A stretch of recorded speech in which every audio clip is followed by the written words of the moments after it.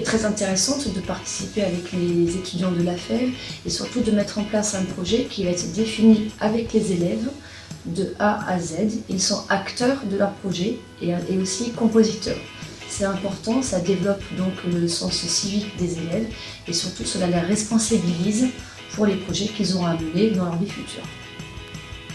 Cette année, le projet, c'est un projet qui tourne autour du Grand Paris.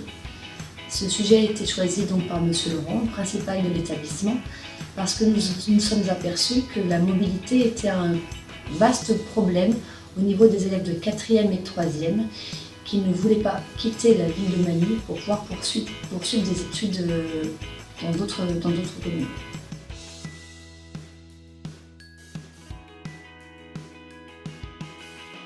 Donc je m'appelle Clément, je fais partie de l'association Les Pioches, qui est une association de réflexion sur la question urbaine.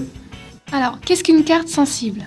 Alors, une carte sensible, ça consiste à représenter l'espace vécu des habitants, contrairement à la cartographie classique qui a vocation à représenter le réel et d'une certaine façon neutre et scientifique. Alors que la cartographie sensible, elle, de fait subjective, a une vocation à représenter le réel, à garder les échelles, etc. Mais plutôt à représenter les sensations que peuvent avoir les habitants par rapport à... En quoi est-ce que cette carte sensible a permis aux élèves du TAC, de l'atelier, de s'approprier leur ville et leur espace ? Donc déjà, ça leur a permis de découvrir le quartier aussi de leurs camarades. La façon dont ça s'est déroulé, c'est que chaque élève a dessiné l'espace qui lui était le plus cher, on va dire, et c'était très souvent l'espace de son quartier, l'espace où il vit. Ça a permis à chacun et chacune de découvrir l'ensemble de la ville par les yeux de ses camarades. Ça a permis aussi de pouvoir exprimer l'attachement qu'ils pouvaient avoir et leur difficulté d'une certaine façon à voir au-delà de même voir à quel point ils ont eu du mal à traiter les limites de Magny et la facilité qu'ils ont eu à exprimer l'intérieur de Magny dans ses moindres détails.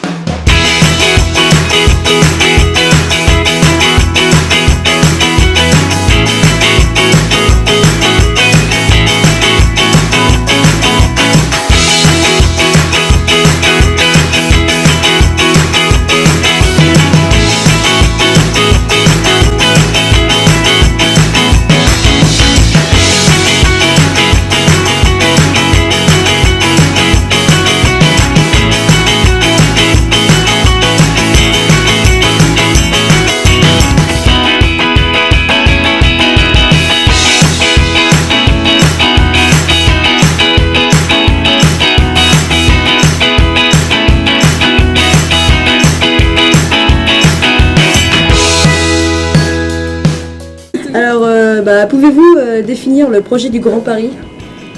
Le Grand Paris, c'est un projet très ancien. On l'appelle aujourd'hui Grand Paris, mais en fait, il faut remonter même dans les années 60 avec un projet de Louvrier qui a créé des villes nouvelles, dont la ville nouvelle de Saint-Quentin-en-Yvelines dans laquelle nous habitons. Et depuis quelques années maintenant, il y a ce Grand Paris finalement qui ressurgit avec pour objectif de faire de Paris une capitale à l'échelle des autres capitales mondiales. Et avec un projet d'urbanisme, un projet aussi de pôle de recherche, de pôle d'entreprise et puis un projet de transport qui englobe le tout, avec des essais d'architectes, avec des éléments de développement durable, voilà, de faire vraiment une capitale du futur de Paris qui compte à l'échelle du monde. Quel projet va-t-il apporter à la ville de Magny-les-Hameaux ? La première transformation qui est prévue pour 2030, c'est l'arrivée de la fameuse ligne 18, qui est le grand métro. Et la ligne 18 va joindre Saint-Quentin-en-Yvelines, Versailles, et Massy-Palaiseau et Orly. C'est vraiment la première transformation avec une gare qui se situera pas très loin du Technocentre Renault à Guyancourt, donc quasiment aux portes de Manille-et-Hameau. Ça va se poursuivre avec des arrivées de centres de recherche qui vont se développer sur le territoire de Saint-Quentin-en-Yvelines et certainement sur la commune de Manille-et-Hameau. Est-ce que ce projet va impliquer la création d'un lycée? C'est pas programmé. Il n'est pas programmé de nouveaux lycées aujourd'hui, en tout cas pas sur Manille-et-Hameau. Manille-et-Hameau fait partie du parc naturel régional de la Haute-Vallée de Chevreuse. On a signé une charte en 2011 qui est valable jusqu'au début des années 2020, qui indique une augmentation maximale de la population pour la commune, qui est très faible. Et notre objectif à nous, donc on est élu jusqu'en 2020 aujourd'hui, notre objectif à nous est de stabiliser la population de Manille-et-Hameau. Donc on est aux alentours de 9000 aujourd'hui.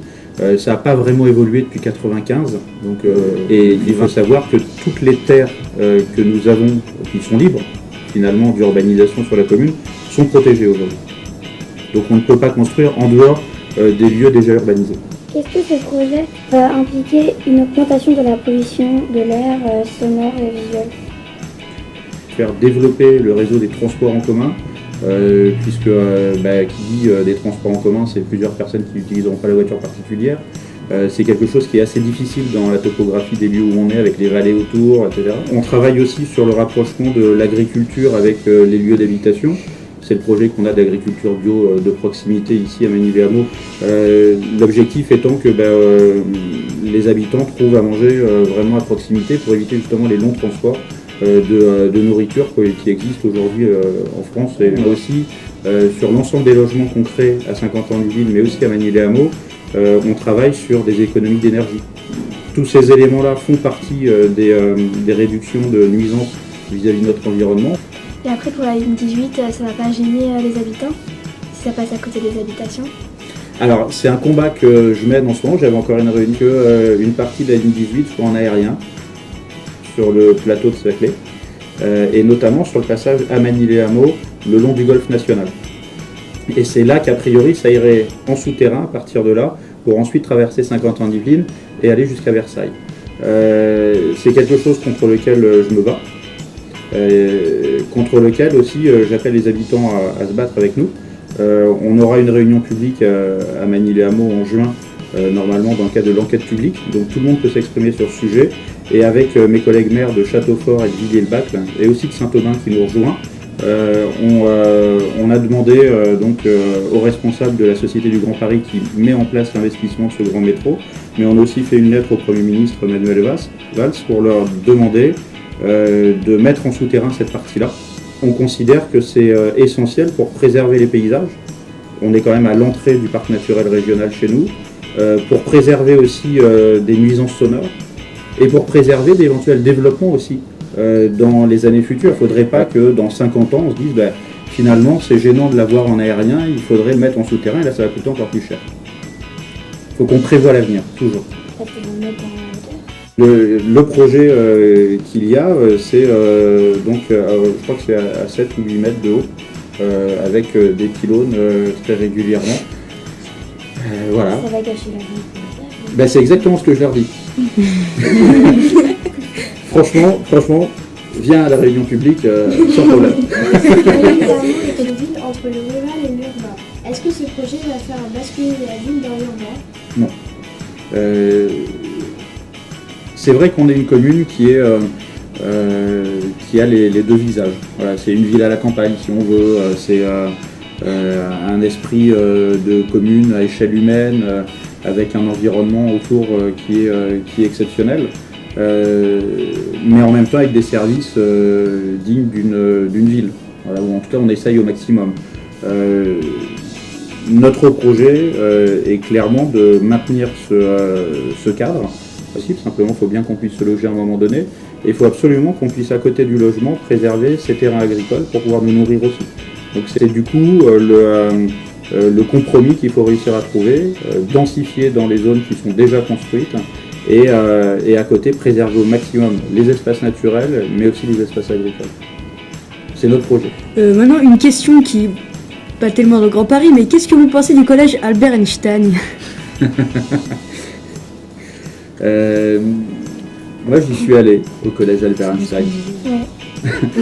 C'est ce qu'on demande à des élèves, de prévoir l'avenir, même si les élèves ne s'en rendent pas forcément compte à la base, en fait. Et moi, je ne me rendais pas compte non plus. Voilà. Donc, parce que voilà, dans ce collège, il y a une vraie mixité des origines. Et ça ouvre sur le monde, c'est vachement intéressant. Donc ça a été une vraie bataille locale pour réussir à l'avoir.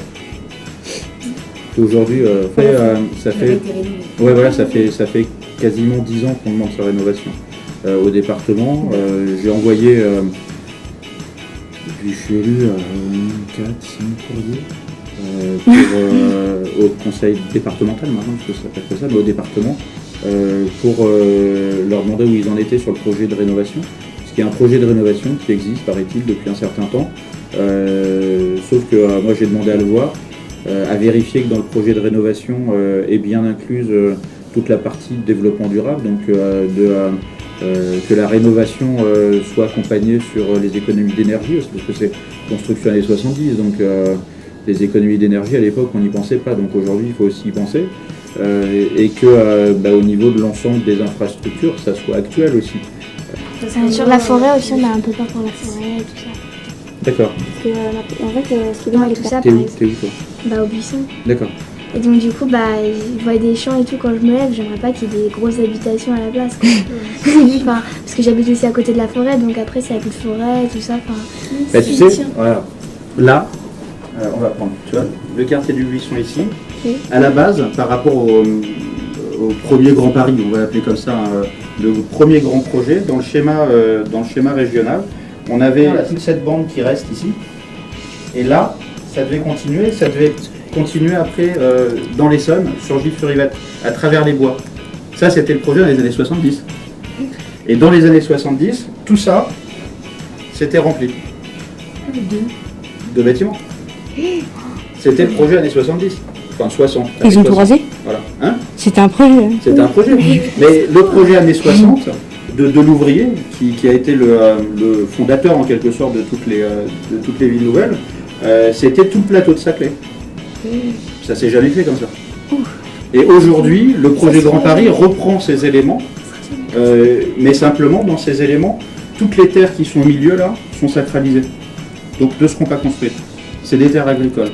Et aujourd'hui, toute la forêt ici, c'est zone Natura 2000, réserve naturelle, il y a tous les niveaux de protection possibles et imaginables.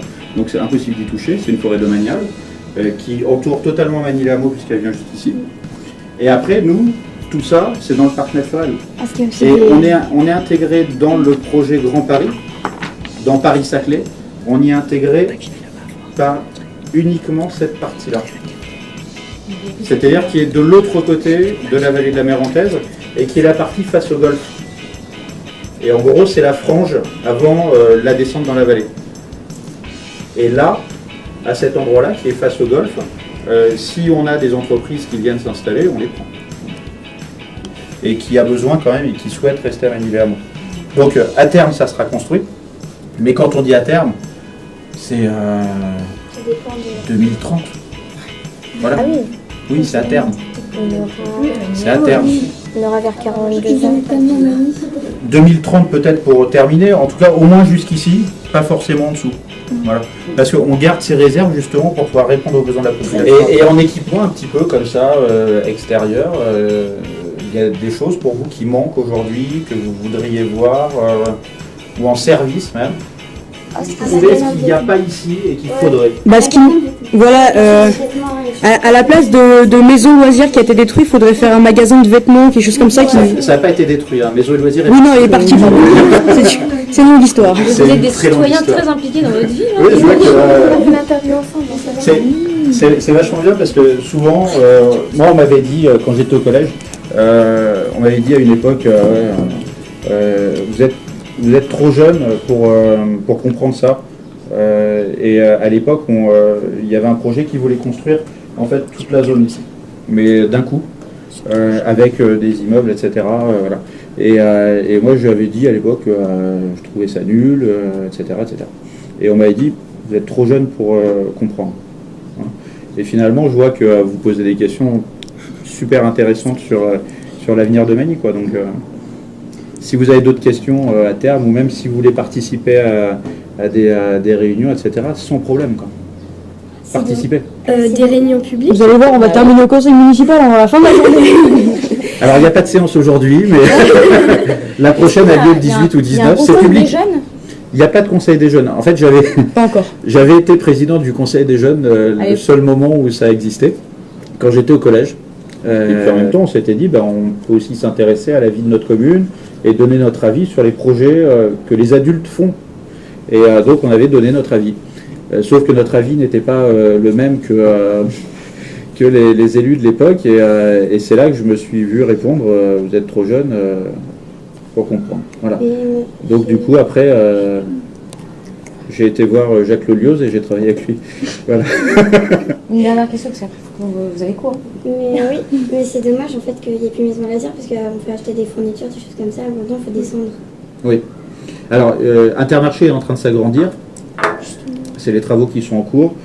Ça va leur permettre d'avoir beaucoup plus de produits aussi, pour pouvoir répondre mieux à la demande des habitants. Puis des services, quoi. Merci beaucoup de nous avoir. Bon,